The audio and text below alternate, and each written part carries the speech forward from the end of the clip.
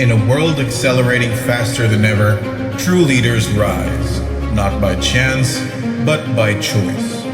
Welcome to the Unshakable Voice, where leaders are forged, performers are built, and mindsets are turned from fragile to unshakable. Be ready to unlock high-performance habits and be ready to master the art of complexity. Please welcome the leadership strategist, high-performance coach, a leader in innovation, and your host for the show, Dr. Nigel Sjmanning. Well, welcome. Welcome to the Unshakable Voice podcast. I'm your host, Nigel Sjmanning.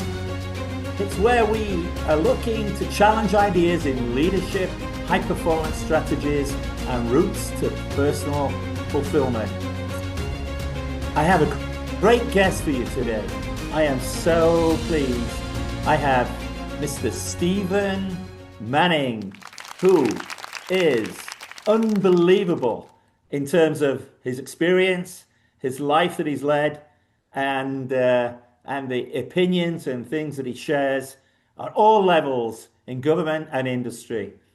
Let me just give you a taste of some of the things that Steve has done with his life.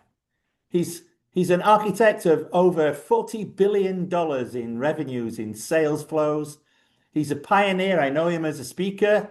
I know him as a multiple author of many, many books, including his latest book, The Business of Life, a succinct reflection of the ambitions of life's ambitions, taking a wrecking ball to conventions and conservative norms. I think that is brilliant. I couldn't have come up with a better title myself. I can't wait to read that, Steve.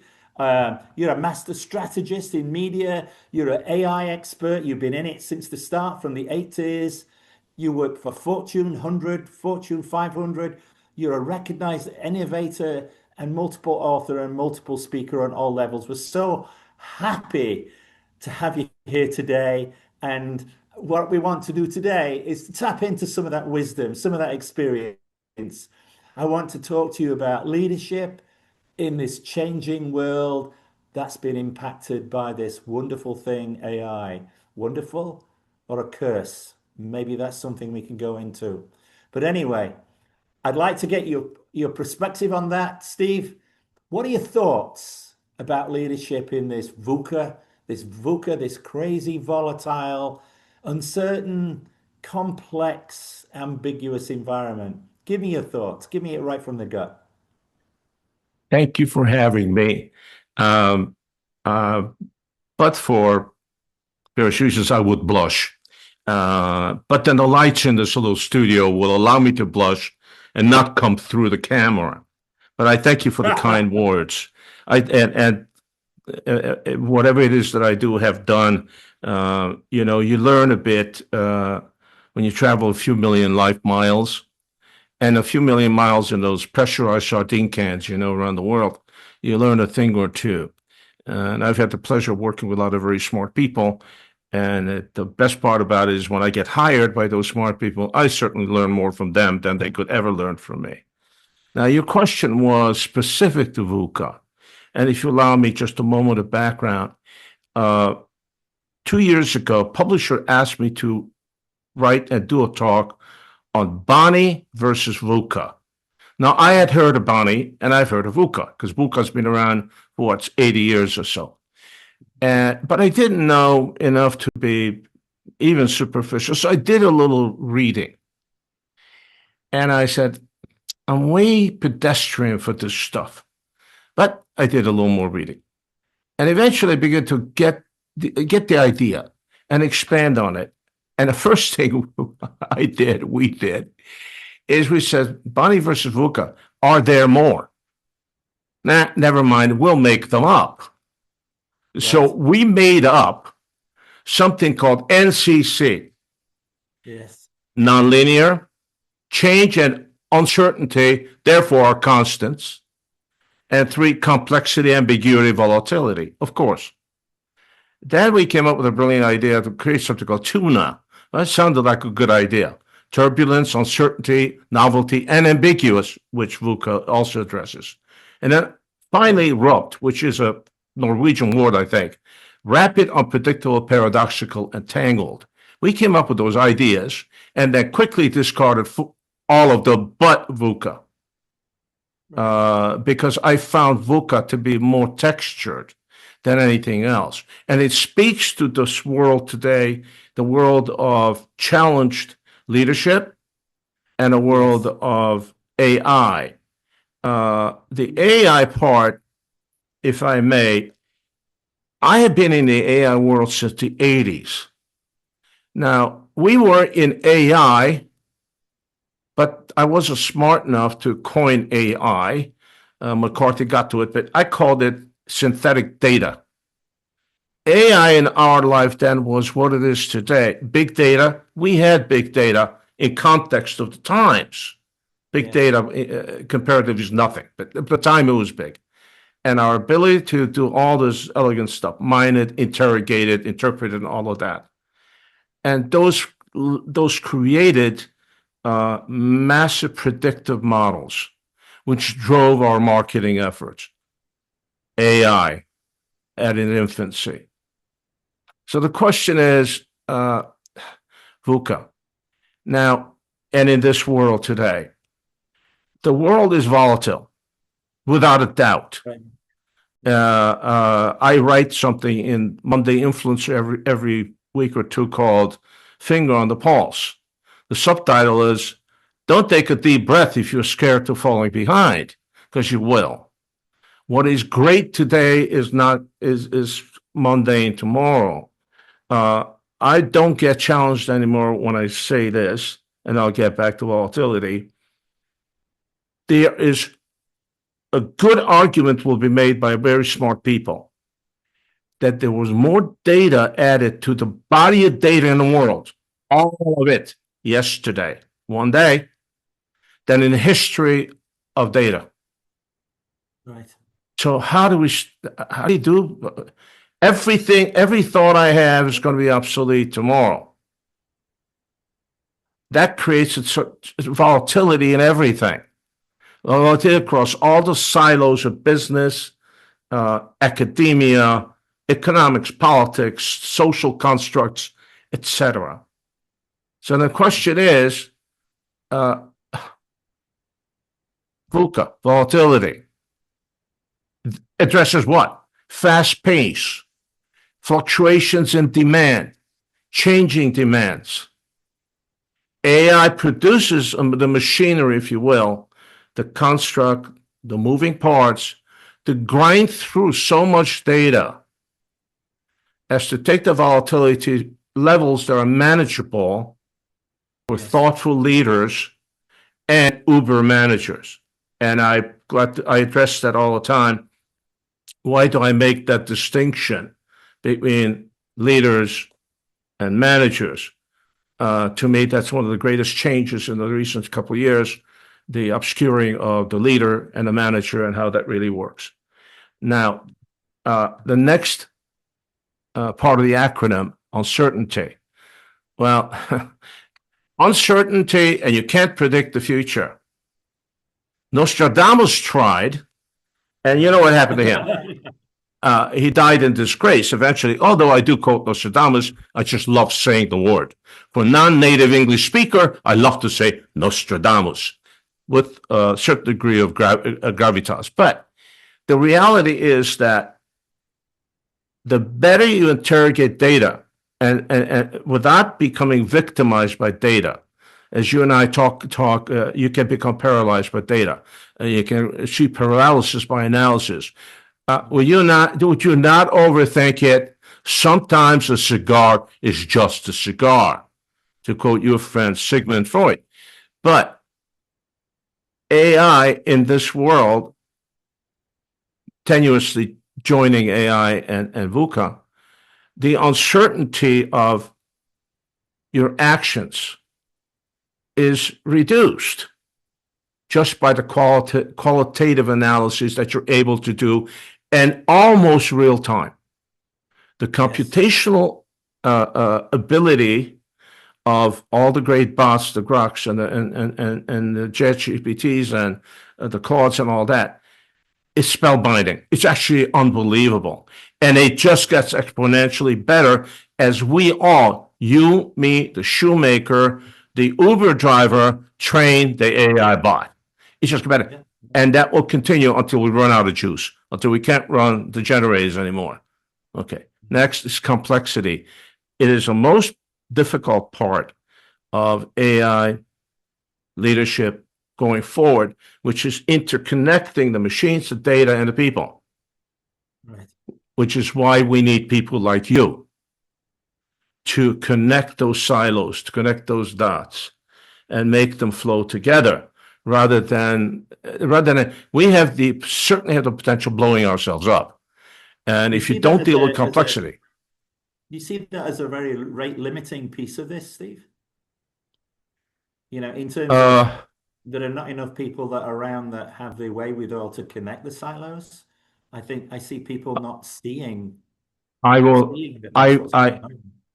I will speak to that with some authority. I'm fascinated, and I interface with some people that I learn a great deal from, and they are truly world elite on a subject that we call the one percenters.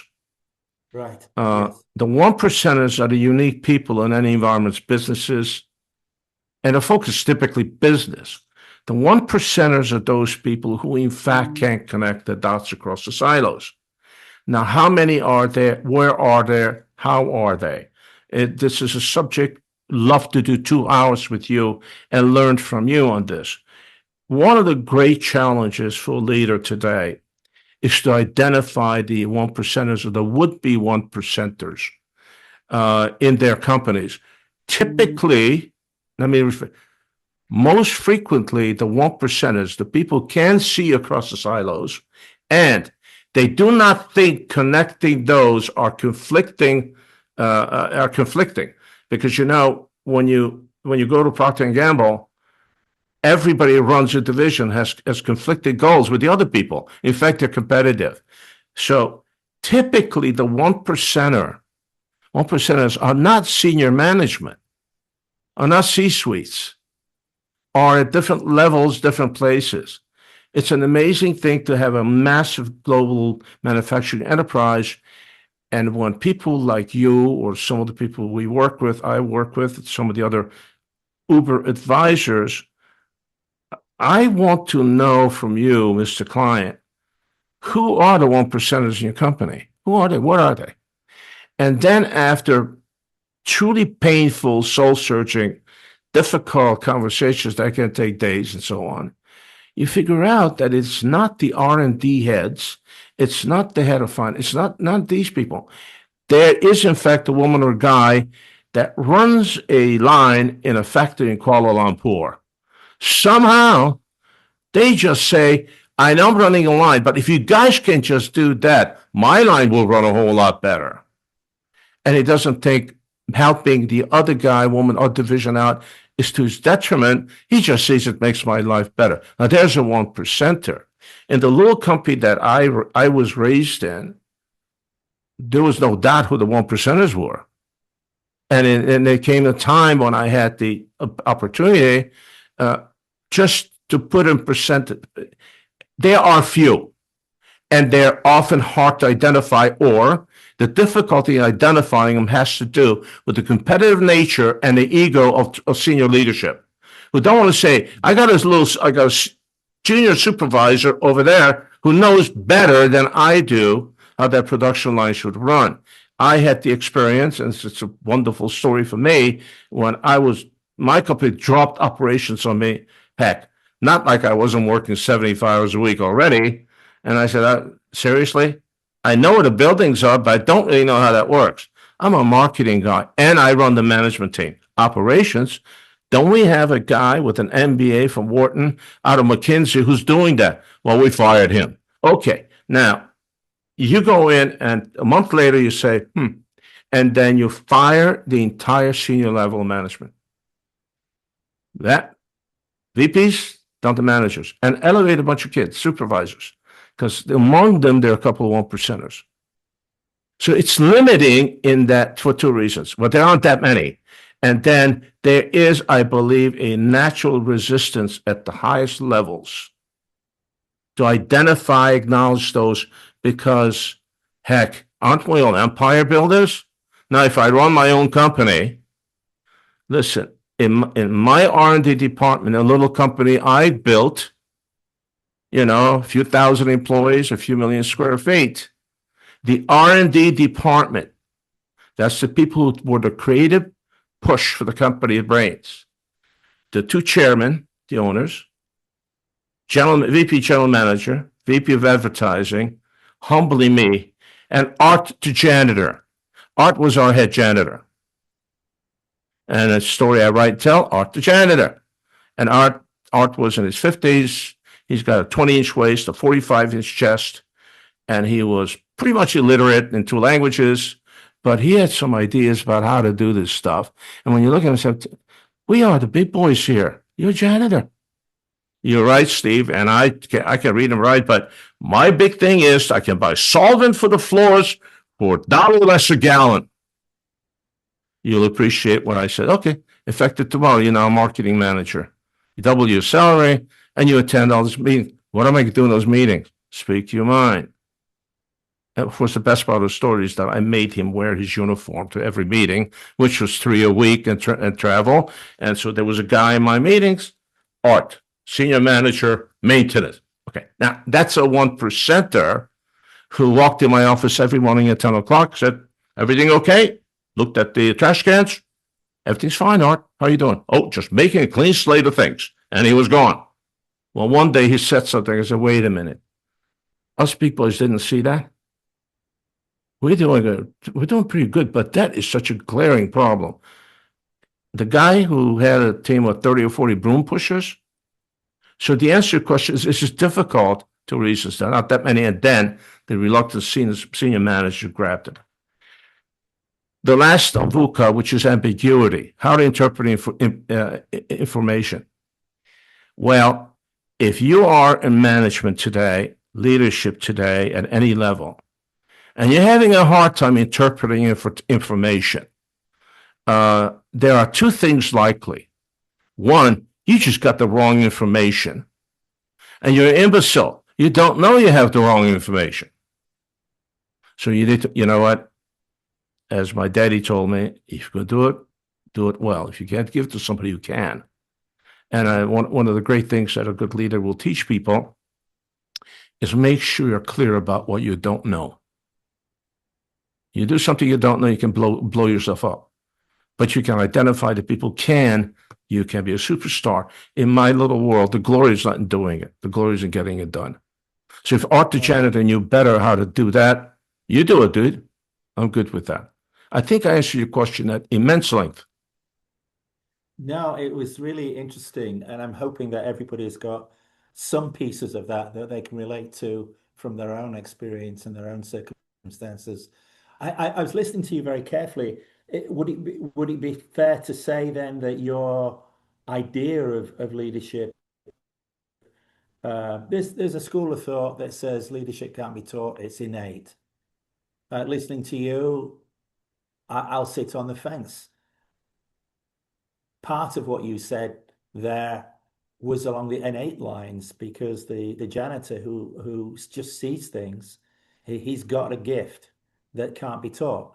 But then we've got these business schools, you mentioned Wharton, and other places who are teaching, leadership. You've got John Maxwell out there teaching leadership. What type of leadership are we speaking about in those circumstances? Are we talking creative leadership? Are we talking managerial leadership?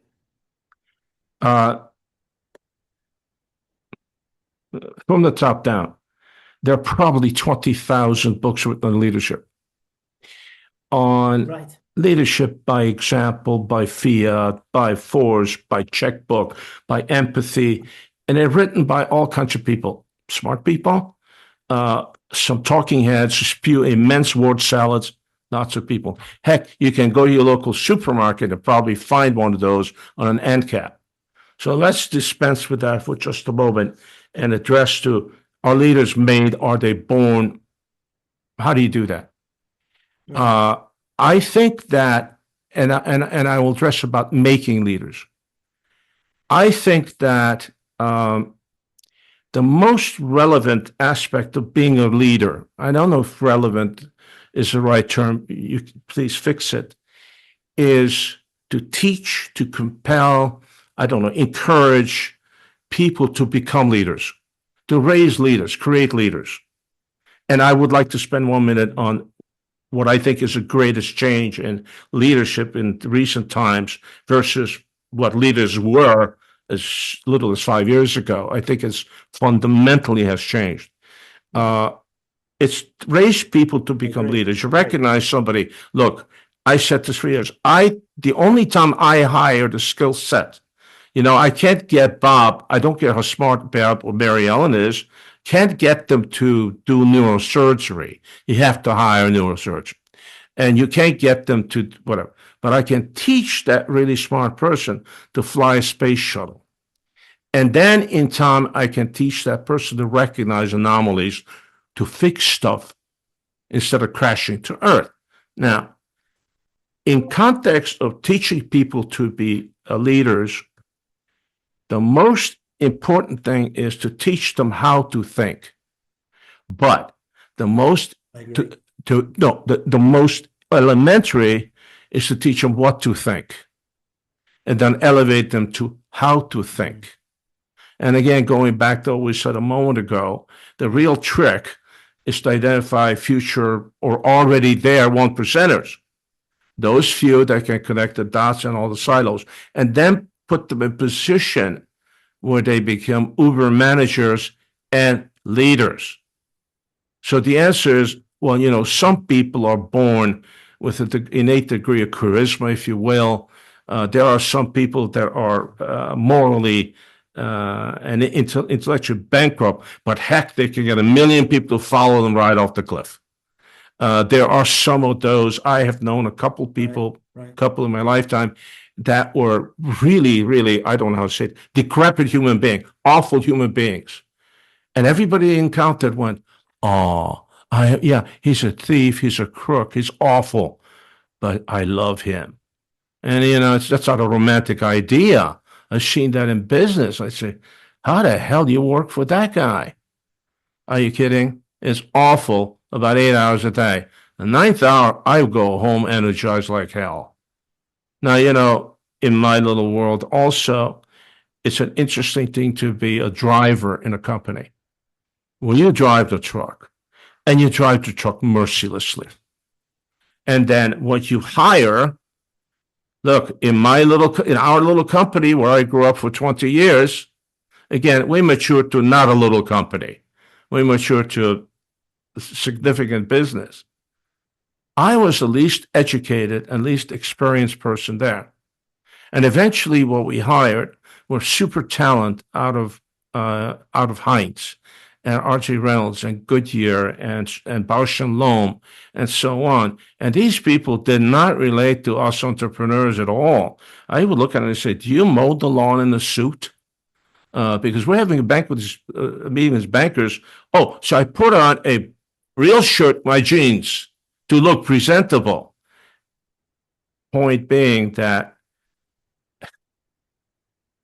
there's a Rubicon where leadership and management cross. Now, how does that work? And I just want to say this from the get-go because it's something I talk about, which is the singly most, in my opinion, singly most relevant development in leadership, if you will, is you and I recall not so long ago, well, leaders led. Leaders set the vision. It's like a F. Scott Fitzgerald Gatsby experience. Ooh, the muse. I see it. It's in my gut. And I make the pronouncement because I'm a visionary leader and everyone follows. Well, your questions about data usage, volatility, ability to predict the future, all of that. Today, a really successful leader is also a highly accomplished manager. Without that, you can't lead because the company will just, you wake up and you have no idea what your company's doing. I had that experience with my boss. When I retired from this company in my 30s, why? I just want to see the world. I just said, you want, I'm around, not going anywhere, but I'm going to follow the ski season across the world for a year or two. My boss walked in my office the last day and said, I just realized I don't know what we're doing. You're here every day. You're part in all the big decisions. I have no idea how you're doing this. Well, you have an idea. No, you won't buy me. You won't buy me a couple of years ago. You don't remember the times I walk in the office and say, listen, we're going to do this. You should know this. Okay. Here's a 2-pager. Forget it. He only read a half a page. And then 2 years later, he'd say, well, can we do that? No, we stopped doing that 2 years ago. Bottom line is, I think today a successful leader is also a truly accomplished manager. Why? They know what happens, how it happens, and most importantly, they are able to create all the reporting mechanisms, so they understand what happens, why it's happening, and they know when those ugly things raise their heads before you have to chop their heads off. That's just my thought on a recent development in leadership. I have seen a few people who were truly leaders, inspiring. They were teachers, they were generals, and man, nobody better to roll up their sleeves. And then I've seen some of those leaders in action under the worst of circumstances on big company that is in bankruptcy. We have a workout guy on top who's known as Ming the Merciless. And 25% of those people lose their jobs. And the other 75 want to work 24 hours a day for that awful guy. Because he knows why you're putting varnish on the thing. And he has sympathy when the varnish doesn't work. And he understands when your mother-in-law has to go to the hospital. Other than that, 24 hours a day. And all of a sudden, we all get bonuses. The company has a couple billion more. It's not in bankruptcy anymore. We're healthy as can be. That kind of a leader is, without a doubt, somewhat unique. But that's what I would like to work for. The example I just gave was, in fact, a real guy. I was running a company. I had 6,000 or 7,000 employees, 5 million square feet of space, never less than 3% after tax, crossed the billion mark. And I went to meet this guy and I said, I'd like to work for you for a year. Pay me $1. Are you crazy? No. Why would she give up the best job in the industry?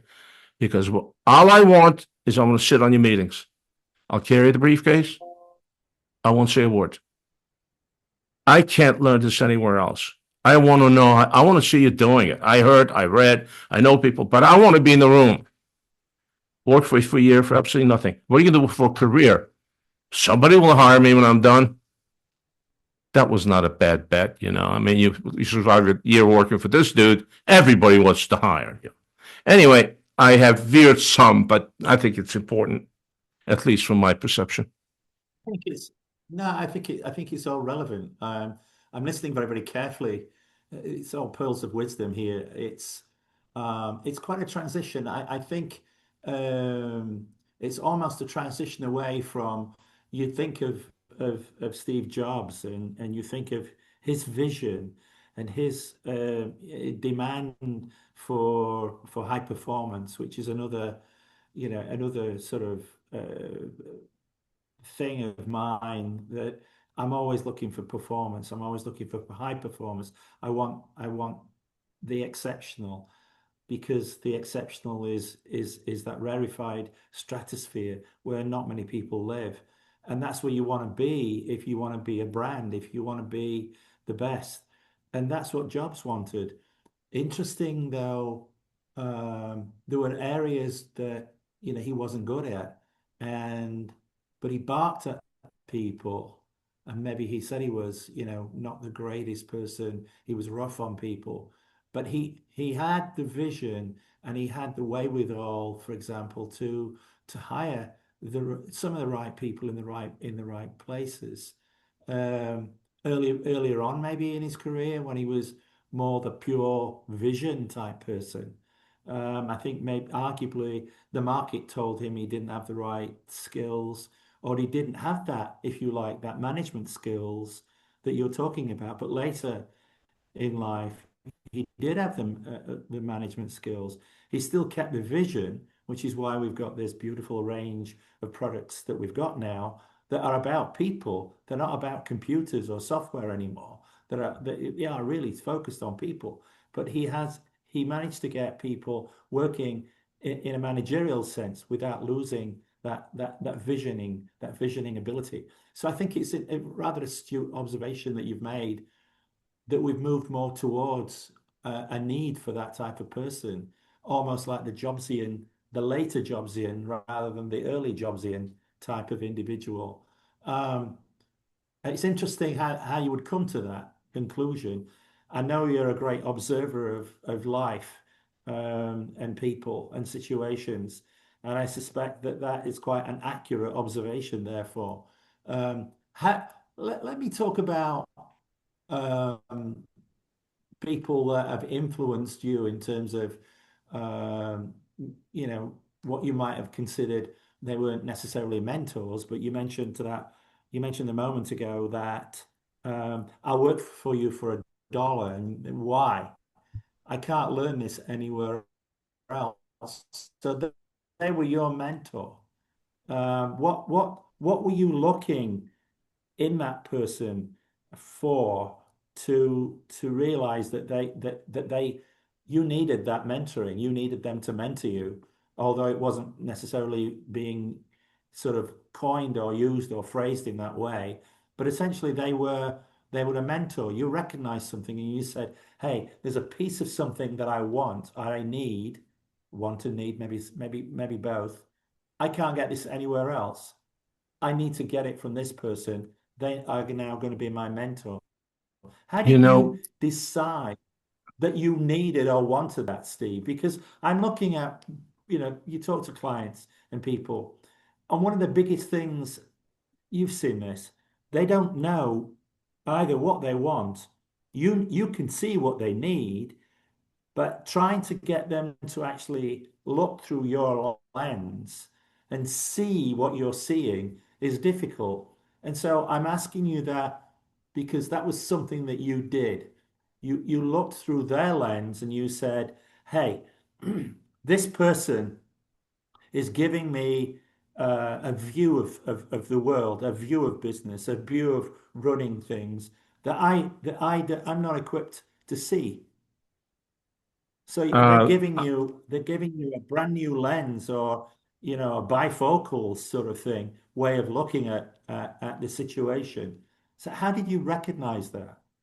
I will, well, first of all, I'm a shameless researcher.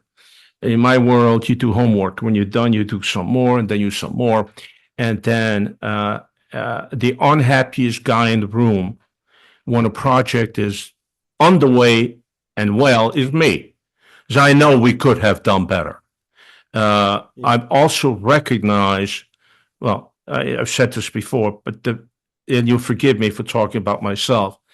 My singly greatest, best attribute as an executive, if you will, or an advisor is I'm very clear on what I don't know. Very clear, unapologetically hardcore. That is something I don't know. I need to find out. Now, I married that with being a shameless researcher. Perhaps one day I'll share.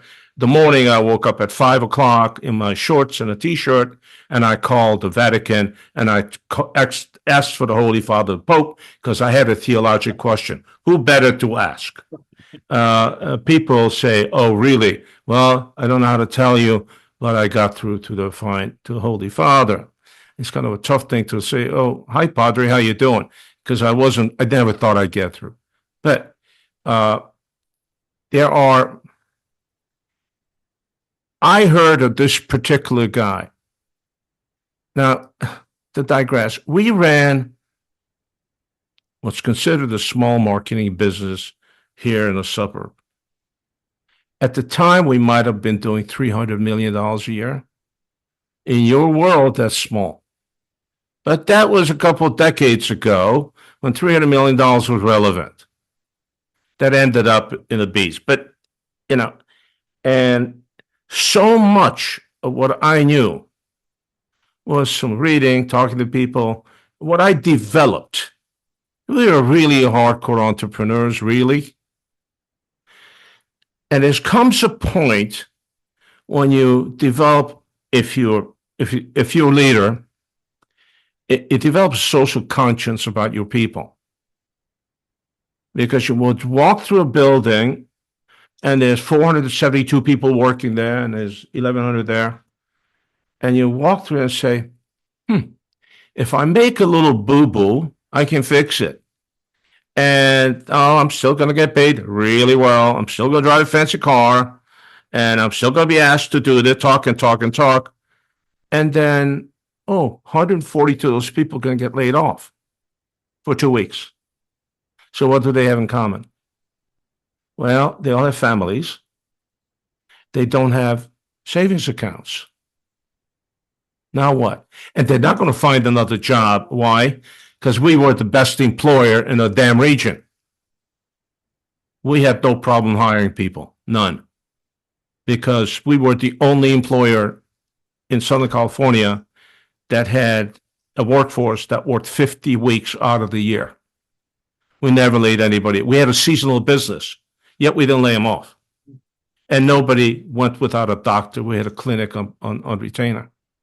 And when somebody blew their paycheck, we would take them to McDonald's, buy them 400 hamburgers, 400 orders of fries. That's what your kids will eat till your next paycheck. Now, you blow the next one, we fire you. You're not going to get another job. But the people component is what grows on young people. It grew on a young guy like me. I got a whole lot of my education in my 30s. I had a lousy education in my 20s. But in the 30s, I sought out the smart people in the business quarterly forecasts, at UCLA and Michigan and Wharton and Cal. I took my butt up there. I spent more time and money with folks from Wharton, MIT, and Harvard Law on decision making for executives, on forecasting for executives. I understood 10% of everything they said. And the whole boxes and arrows thing and the beautiful binders. Man, I got a beautiful piece of paper from Harvard Law. I don't know where, because I spent so much damn money there. But I said, I heard a story about this guy. He took over this company that was doing about $4 billion. This is in the 80s. And it was in bankruptcy. And they hired this guy.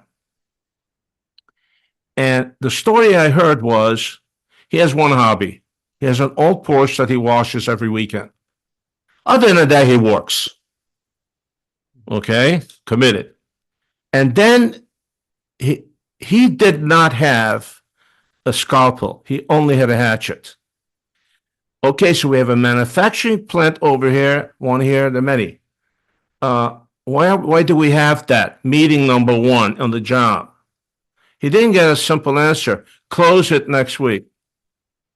Has been there for 40 years. Don't need it. How about that one? Close it. The story I heard that got me to him was that he had a meeting at a fancy resort for all management. All management. That's a lot of people, 1,000 people. And it was, we're going to have a big dinner, have the big speech from the new boss. You guys can play golf. We have meetings for 2 days. Everybody goes home.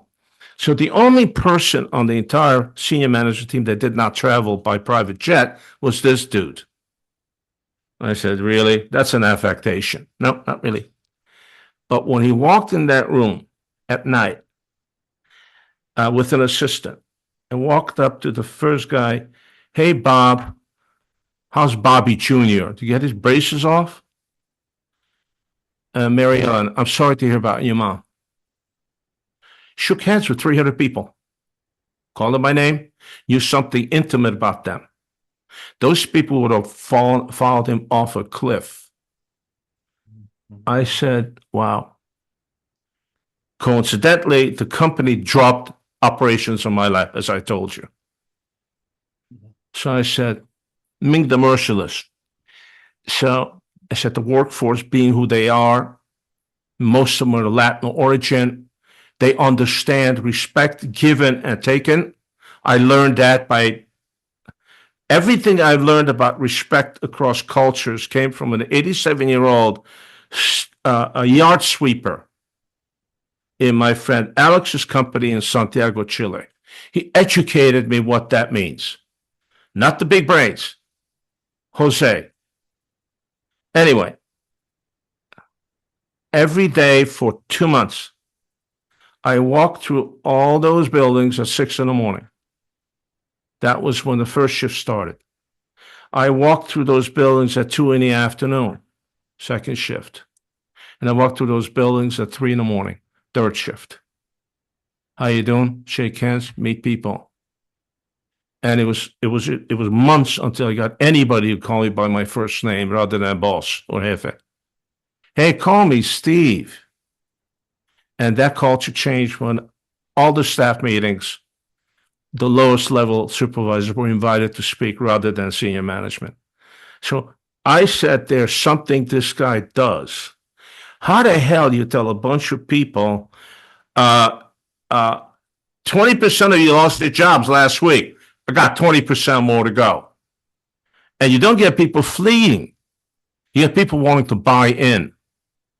Hey, listen, if I know 20% are gone, 20 more next week, I am polishing up my resume. I'm not going to work. I'm looking for a job. No. And by the way, everyone, how'd that work out for everyone? Exceptionally well. But I looked at this guy, I said, first of all, he had a southpaw to do what he does. He's merciless. But he has the ability to see through asking the question. I ask a question often in a client meeting. And I get this in big companies, little bitty companies, nascent stuff. What is it? Whoa, stop.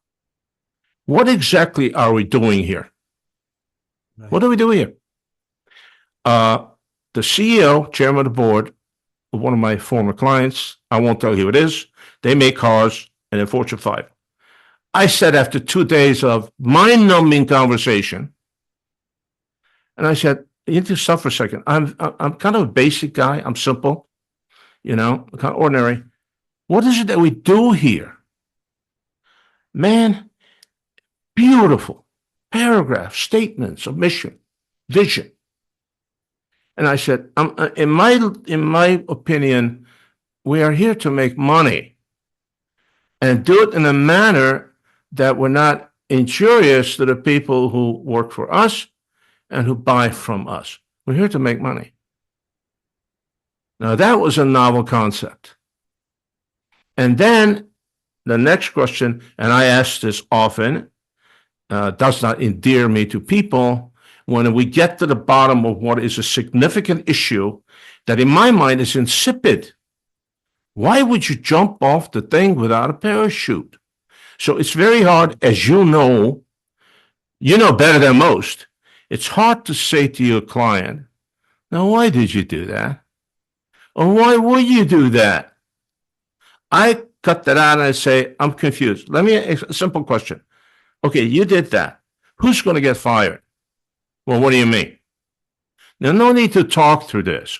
Whoever made that decision and rubber stamped it, greenlit it, does not have the skill set to do that. Doesn't have what it takes. Doesn't understand. And again, when you do work that you do, sometimes I do, it is something else I learned from Ming the Merciless, is I began to see the virtue of inflicting pain on 10 people to save 80. And that's difficult. It's gut-wrenching. If you don't got that, you lose 100. That's what drove me to see this guy. This guy had clarity thinking. He was so focused, and he was maniacal about doing the right thing for the entire mess. We don't need those two factories. I can save 3. So you bring up 2 interesting words there, the ones that I always tell people. The 2 words that I think are most important in the English language is clarity and then focus. And you've put both of those up in that conversation there. He had clarity in terms of what he needed to do, and then he focused on the implementation, if you will, of of what was needed to turn that company around or to save it from toasting itself, really, which is interesting. Um, so, my question to you was, what did you learn from your mentors? And I think the answer there is clarity and focus. And you've implemented that ad nausea, ruthlessly through your career. And, as I listen to you, as I talk to you, and look at the things that you're doing, the conversations that I've listened to, and the recordings that I've heard, where you've been speaking on these things, it does come back. That is a central tenet now of who Sjmanning is. Well, I Is will that tell you that's that I'll tell you two things about mentorship. Um, Three things. I hold I can learn from anyone. Again, being a shameless researcher, I can learn from the kid that parked my car in the office building. I can learn from the street sweeper in Santiago. I can learn from a man I know who happens to, God forgive me, my mother's about to rise from her grave and whack me in the back of the head for this, because, she wasted a lot of energy trying to raise me a gentleman. Also, the man I know who happens to have a Nobel in literature, who, by the way, happens to be morally bankrupt. And I quite loudly and publicly called him out a crook and a liar and a piece of shit. Sorry, forgive the language. Now, I was right because the guy kept talking to me. Leaders. Everybody has a life experience of some kind. The kid that parked my car in this office building, didn't have a choice, I had to park there. He was from some backwards little town in Guatemala. Now, I happened to have been there before he was born, and I asked him some questions. This kid might have been 20. I learned more about Guatemala today from him than all my reading. Mentors. I was just privileged to write something for McGraw-Hill on mentorship. Who are the influence of your parents, for example? Here's something I'd love to share with you because you are among the few who will actually get this. My dad, I call one of the things he taught me was, I walked away with something I call the zebra paradigm. Yeah. See, again, I think that the most elegant quality is to be a thought leader, to teach people what to think and then how to think. Yes. And you have to have a great leader can motivate others, in my opinion, to consider the zebra as white stripes, despite all the scientific evidence to the contrary. Moving on to my friend John Barrowcliff, who before he worked for us running operations and before he retired, he ran a Goodyear rubber and tire South America. But anyway, John, all 6'8" of him, basketball player out of Indiana. Now, what did I learn from John?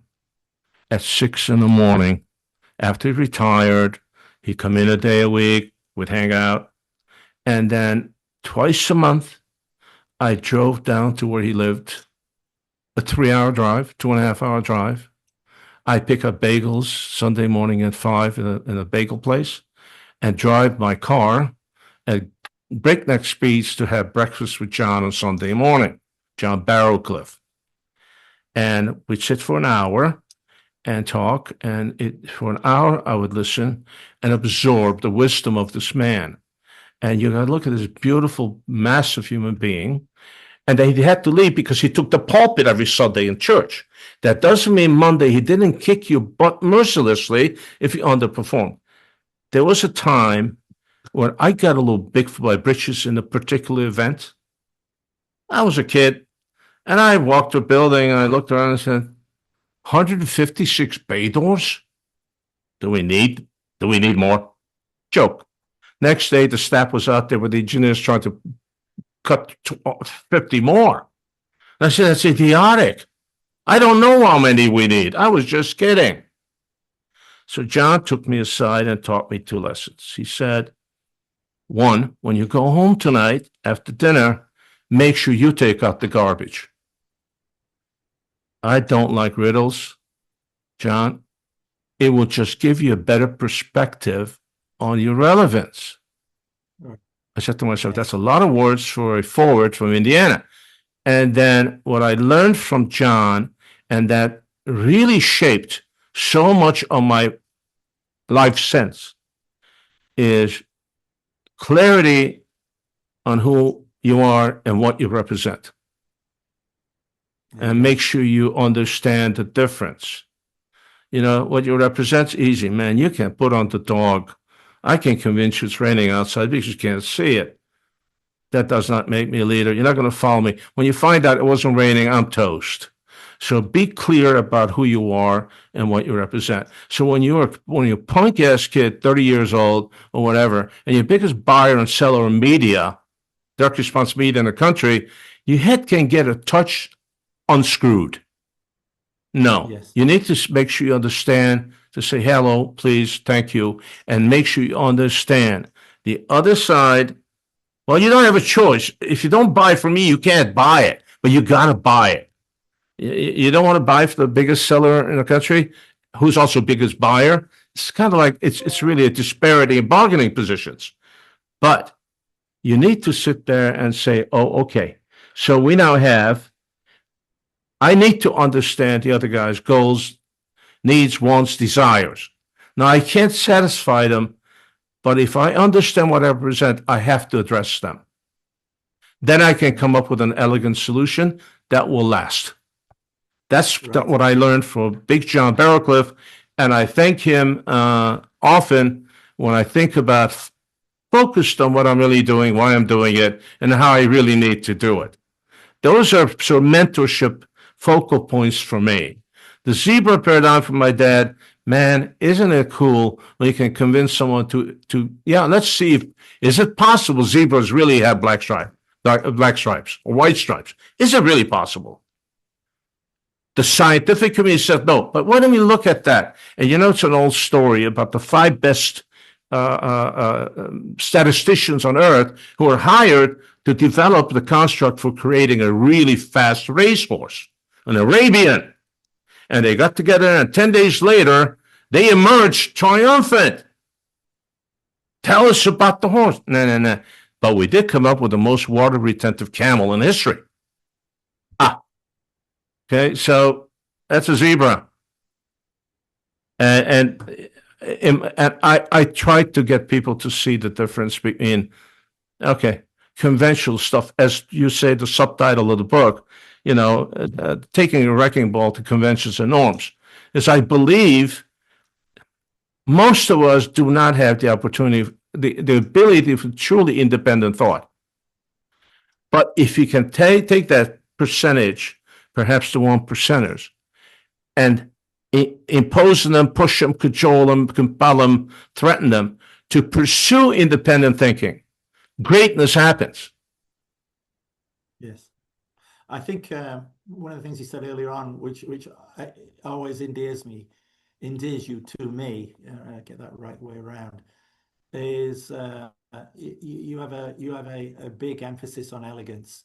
I think elegance is just a lovely word. It's elegant in its own right, but it's interesting because I have a belief that elegance, if it's an elegant solution, it's simple, it's smooth, it's like a beautiful designed car, like the ones on your posters behind. It just looks right. It works. It's truly not ostentatious. It's not overcomplicated. It's simple. I just think that there's something beautiful about simplicity, and it usually works out that if you sort of set yourself up to produce something that is not clunky, as I call it. Clunky works. Clunky is great, uh, but it's not elegant. And if you go for elegance and take all the things away that you don't need, you end up with potentially high performance. And that's why I think I link the two together. I think to get high performance, you need elegance, and elegance is simplicity. I listened to an interview that some rather pompous guy, I think I've shared this with you when we spoke last time. Um, he interviewed Elon Musk about his manufacturing, and he said, Mhm. what are you doing? And he said, well, things, why are you taking things away? He said, we don't need them. And I'm sitting there thinking, tell him you're looking for elegance. He won't get it, but you need to tell him that. What he was doing was he was taking things away that you don't need. And as a result, you ended up with a car with 100 less components, many of which previously had been carried over from R&D. And to your point, nobody had asked the right questions. Do we need this? What does this function? Oh, it carried over from R&D, and so we built it into the process design. I know we're talking about cars there in that example, but you can take that and extrapolate it to life, Steve. And I think the thing that I admire and when I listen to you is you're actually saying the same thing. You're actually seeing this, and you either see it, and then in your case, you live it, or you don't get it. And to your point that you started right at the start of our talk today, which I really do appreciate, is that most people just don't get it. And it's, oh my God, to actually realize that, and for people to say, it's a bit like calling up, what's that story I tell? Um, you can't tell a newborn brother, a newborn mother, a mother about her newborn that it's ugly. It may be ugly, but you go along with it. So it's like the emperor's got no clothes. I think we're in a situation today where we're walking around the emperor. We won't tell the emperor he's not wearing any clothes. And as a result of that, there's this ethos, there's these things that are being pervaded through our thinking, and it's really holding us back. And in a world of AI, where we're trying to implement this thing, that's, as you pointed out already, having such great sweeping opportunity if we think and use it in the right way, it's clouding the judgment. It's clouding our, if you like, therefore, our ability to actually be able to move in the direction of complete fulfillment, whether it's happiness, whether it's the business of making money, or the business of actually coming up with a beautiful designed car or a chair or a house. It's holding us back. It's like that movie, the TV commercial back, I think it was in the mid 90s, that Audi came out with, and they set off this, this Audi car, and it was racing away, but it had a parachute on the back, so the drag was holding it back. And the commercial went something along the lines, "Do you want a race car, or you got to cut the cord?" Of course, they cut the cord, and the car zooms off like a race car. I think that we're holding ourselves back.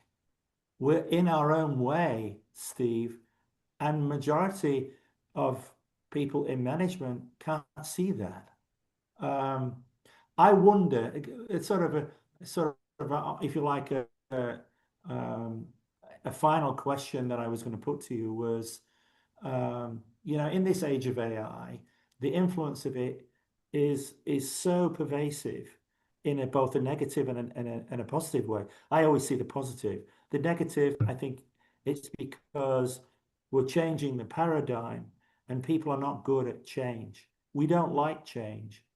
I tell people embrace change, make love to change, and you will be so separate from the competition that there will be no competition. But I think it's messing with our human psyche in such an extent, or to such an extent, that it's preventing us from fulfilling the real potential that we can get if we work in a collaborative way, what I've called collaborative intelligence. If we collaborate, then I think we have an opportunity, if we ask the right questions, to actually find that sort of fulfillment, which I think should be, in my mind at least, the ultimate goal. But I'd like your opinion on that. I'd like your comments on that. It's a rather long question, a bit of a thesis I've given you. No. But I know you're No. up to it. I know you're up to it. So I really think that people will benefit from your viewpoint. Well, I think that your question was having to do with AI, its influence on the human psyche, and all of that. Just background, because I'm a storyteller. And by the way, I apologize for this phone going off. It's a little contest of wills we're having with Samsung. I contend I can't turn it off. They contend I can't turn it off. The device has a mind of its own. So we have this trilateral argument. I'm arguing with a darn phone. So it rings. Now, it's turned off, by the way. Now, we didn't hear it. Well, I apologize. It's annoying. It should not happen. But how's that for wasting my time? Arguing with Samsung is an entire waste of time. I said, you want to discuss it, you hire me. Otherwise, I'm going to say bad things about you. And they hung up on me, which I thought was a good resolution of my issue. Now, again, I do a bit of writing and broadcasting on AI. I think we've done maybe 60 of these pieces I've written, interviewed, podcasts on everything about AI. Look, when we start talking about AI and dating, and we think we're scraping the barrel, no, there are three more things we can talk about. And of course, and as I said, I've been around it since the 80s. So a couple observations in terms, to your point, if you allow me. What's going to happen, how it's going to happen, who it's going to affect. Once we overcome the hysteria about AI. The biggest hysteria about AI, of course, is singularity. We're all going to lose our jobs to AI. No, we're not. The key is, I believe today, where the infancy of the use of AI, not the intelligence behind it, but the use of it. I think it's incomprehensible to 98% of the people. As you know, one of the things that those of us that talk about it and work with and so on don't really consider, that most people don't get it, don't get AI. They know that when they're writing that memo to the kids or to the boss, they're going to have ChatGPT do it. Really? Hey, boss, can we meet at 3:00? No, let's go have GPT write that. It's so much better. Really? Boss says, dude, you can't write an email? It's GPT. It doesn't sound like you, Steve.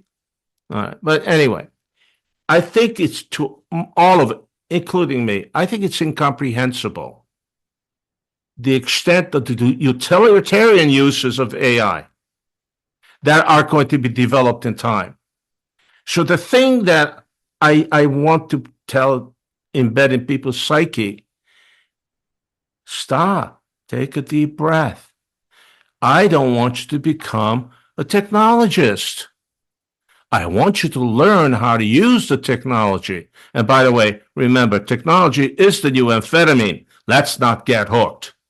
Now, so the question is, you have the opportunity to expand your vision and what you are capable of, and then what you can accomplish. That is both vertically, this is what I'm doing today, horizontally, I can do more. And then pursue that with a vengeance. And I think that the psychology of all this, you remember the very beginning of the internet, the World Wide Web. I think we might have been the 9th or 10th people on the backbone. Cost me $2,500 to join Kicks. The other 8 kids who had no idea what the hell they're doing, but they could certainly hack the computers that NORAD. Now, those kids all bailed out with hundreds of millions. We were stupid. We were older. We were business people. We thought the internet was a business, not an equity play. Now that should teach you not to interview me again because I'm that dumb. I thought it was a business. It wasn't. But I remember the first time, and I'll tie it to the AI. I remember the first time I saw the internet. I was on a plane with my friend Rodney, who is truly one of the great pioneers of all time in the internet world. And he was talking about stuff I did not comprehend. And then he took out a laptop and 2 boxes of wires, an antenna, and shoved it in the seats, turned it on, and there were a million characters flying across the screen. We're on the internet. What do pilots think about this? Well, not much. And then the kids at Sjmanning developed the browser. Remember that? And then I can look at, see, investigate. So when a friend said, what is the green rock that only grows in New Zealand called, hold on a minute, that's what it's called. All the smart people I knew that were not geeks, and I say geeks with reverence actually, thought that they were absolutely going to be roadkill on the information superhighway. It's all beyond me. Heck, I was the oldest guy in the room, and I was young. And all the people I knew said, I remember my first email address. The kid that gave it to me as a present, they told me, this is great, but I don't know what it is. Well, he sold his ISP for $500 million a year later. Guess what? We all survived. We all had browsers. And now we got really cool browsers like Grok and Copilot. So I think the mass of people who are now beginning to really believe there will be roadkill on the AI superhighway. It's beyond them. It's running at a vertiginous rate. It's mind-bending. Even to those of us that play with it, talk about it, read about it, even I'm spellbound. You know, somebody asked me a question. I said, let me ask Elon. He'll know. Should I go to Grok? Elon knows this. And by the way, that little computer is only a third done. It's only a third there, as far as he's concerned. The psychology of this, if you will, is, I'm going to quote the soon outgoing chairman of Walmart, McMillan, who said something along the lines, he has 2.2 million employees. He's not going to lose any on account of AI. Oh, there are 1,000 processes at Walmart that will be automated with AI. Absolutely. Idiotic not to do it, but he just signed a deal with Sam Altman to transition a lot of stuff to AI and to provide education for people that work for Walmart. If you're greeted at Walmart or a forklift driver, you will have the opportunity to learn AI. Not the conceptual stuff, the phantasmagorial stuff. It's AI can't do that. So therefore, your forklift driver can actually become kind of an inventory control person at the same time. That will save your job. In fact, it will expand it. Now, there's a smart guy who said, 2 years from today, I will still have 2.2 million people. Not adjusted for growth, anything else. Same people. I'm not going to lose anybody. A lot of those people will want to be retrained. We'll let them do it. A lot of those people, we will retrain. So you're going to have, I'm not being disparaging of forklift drivers, because 2 forklift drivers that worked for me that I was 30 years old are two of the most significant people in distribution in the country today. I believe they learned to speak English. But the point is, hey, slow down, Turbo. You can still run a corner haberdashery cleaners. But I'm going to tell you, there are things you will do better, faster, and maybe you might just do the same thing and make a little bit more money. But you're not obsolete. We're not, I think, unlike a lot of mechanical things, like my wonderful Samsung phone, are not built for obsolescence.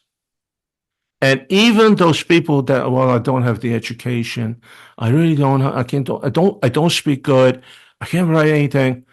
I got news for you. You really need to write that cool letter. I'll teach you how to do it. Click, click, write that cool letter.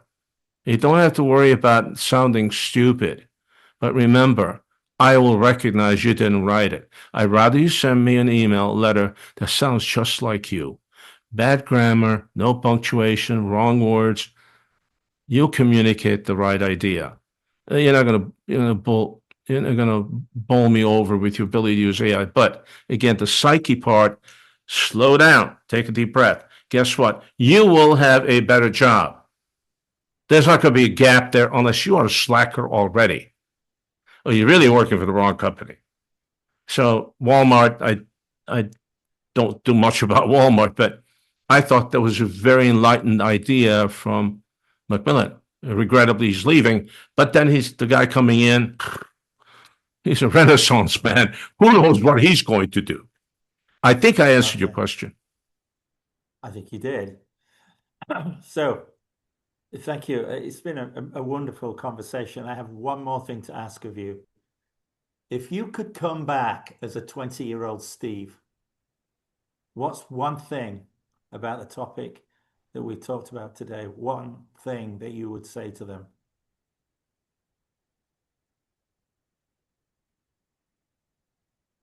That's a tough question because with true humility, I had one gear. I had turbo boost, and I was very well. I tell you, I encourage, if you're inclined to read the piece I write, talk about, is the most of the 75 things I talk about, I'm asked, this is the most often requested, which are my 4 pillars of success.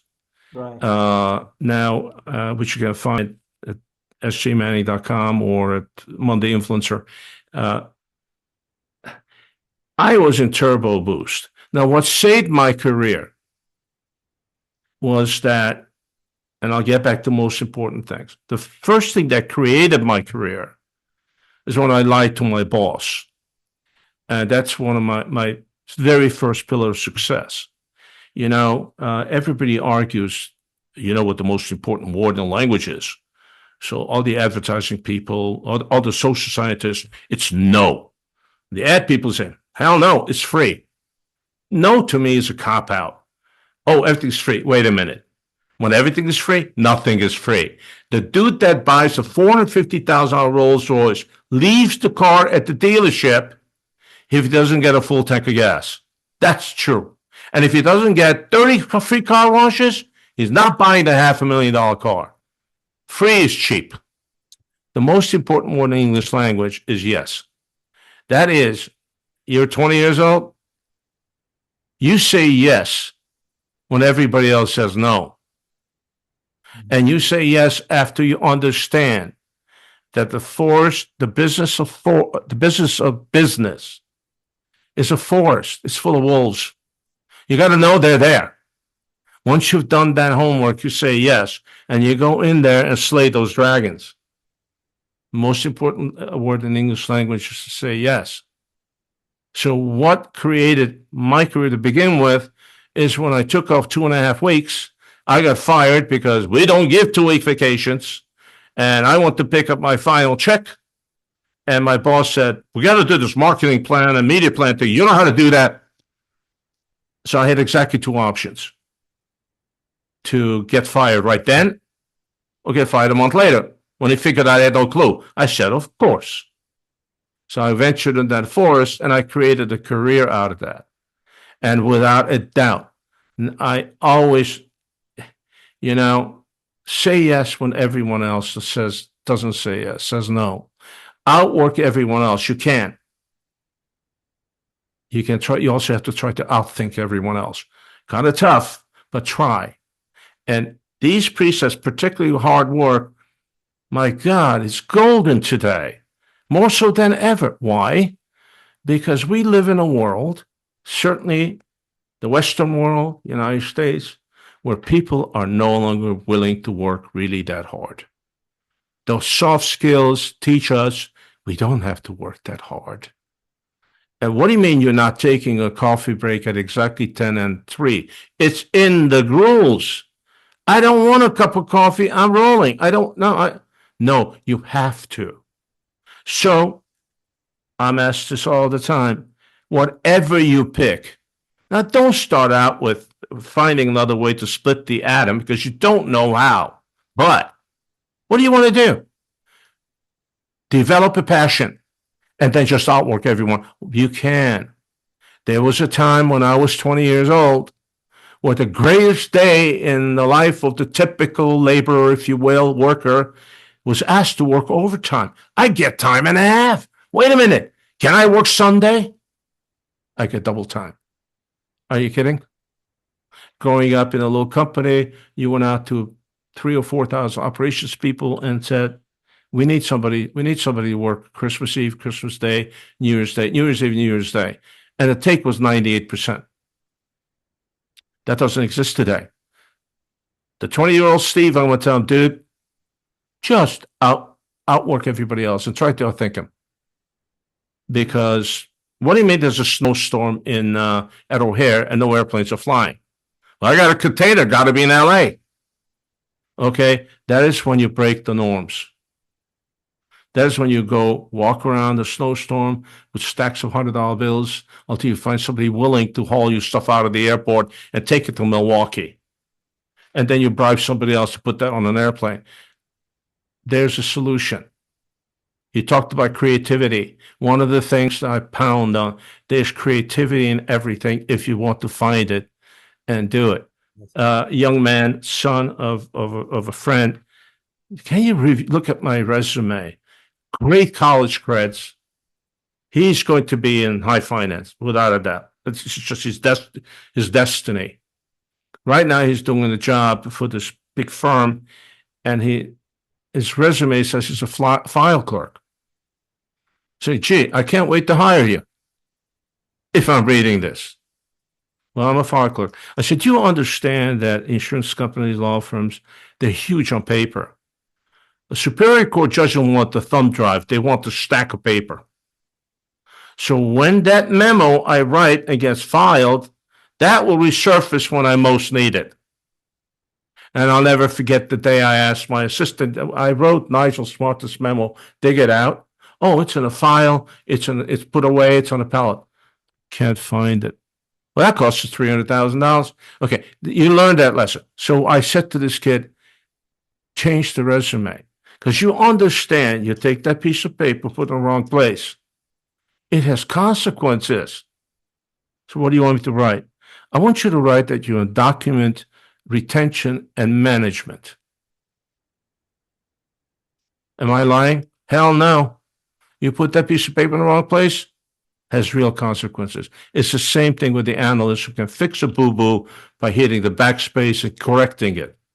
My analyst, gee, I should have said 10%, not 11. Oh, I fixed it, no problem. 194 people would get laid off if that stood. It has consequences. There's creativity in everything that we do if you look for it. There's creativity in parking cars in the parking lot if you look for it. I preach creativity in every aspect of your life. That's what I would teach a 20-year-old. That's not what I expected you to come out with, but I knew I was going to get. What did you expect me to come up with? Tell me what you expected. Tell you on this occasion. No, I'll tell you another time. On. Nigel, you are letting me down. No, Gently. I didn't expect you to come up with something like that. I thought that maybe you would tell me that you were going to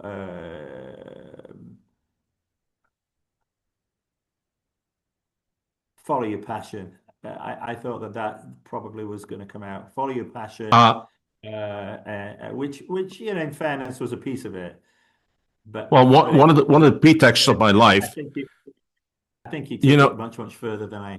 Nigel, one of the pretexts of my life, one of the guiding lights of my life, and I have this imaginary teleprompter in front of me that says, a life without passion is not a life worth living.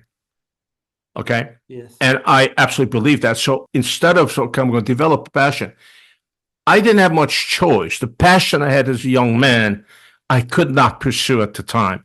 I was destined to be a pro tennis player. But not homeless, but penniless immigrants in LA don't become tennis pros. You scratch for a living, scratch the stuff. So my people, I'd like to think that much of what I've done, I pursued with passion rather than develop a unique passion and I'm going to be a starving artist. I'm going to be a starving touring tennis pro for 10 years. Then I'll go get a job. That's what I should have done, by the way. But it turned out the way it turned out. But the point, a life without passion is not a life worth living. Young people in our world today look at you as if you'd fallen out of a bloody tree. And I say, imagine you get up in the morning and you yawn all day long. Not because you're tired, because you're bored. You're not passionate about anything. I don't care what you get passionate about. Shining shoes works for me. Why? I think to be in the presence of greatness is one of the great opportunities of a lifetime. So when somebody told me there was this old guy on the third level down at the Grand Central Station who is the best shoe shine guy in certainly New York, guess what, man? I was really compelled to go there and meet this guy. And he was passionate. I shine my own shoes. But I sat there for 30 minutes while this guy shined my shoes. There's some leather left, but man, I didn't in the mirror to shave. That's a passion. I don't care find a passion. If nothing else, it's like doing curls with weights for your brain. Mm-hmm. No, it's absolutely true. It's what I try to live by, and I try to do that with people around me.